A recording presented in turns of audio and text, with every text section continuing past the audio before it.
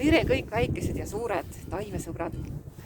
Läheme kõik koos vaatama, kuidas meie aed talveunest ärkab.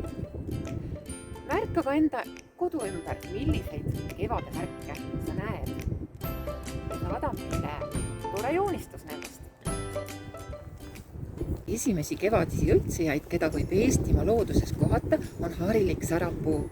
Ja me näemegi tema toredaid õisikuid siin. Tal on õied üsna tagasihoidlikud, aga neid on palju ja nad on koondunud ilusasse urba.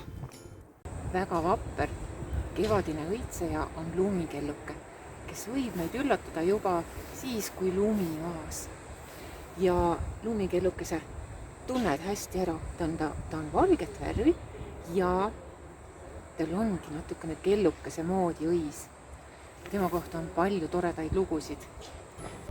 Botaanikaaias võib kohata ka väga põnevaid taimi ja selliseid taimi, kes on kaugetelt maadelt pärit.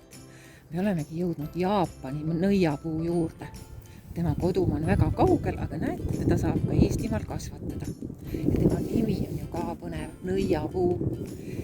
See puu oleks justkui ära nõiutud. Kui sa vaatad tema õisi, siis nad on hästi erilised. Ühelgi Eestimaa taimel selliseid õisi ei ole. Ja justkui taevasina peegeldab väikestel kevadlilledel, keda me tunneme sinililledena. Selle järgi nad on ka omale nime saanud ja nagu see siin näha võib, on esimesed sinililled juba oma õisi avamas.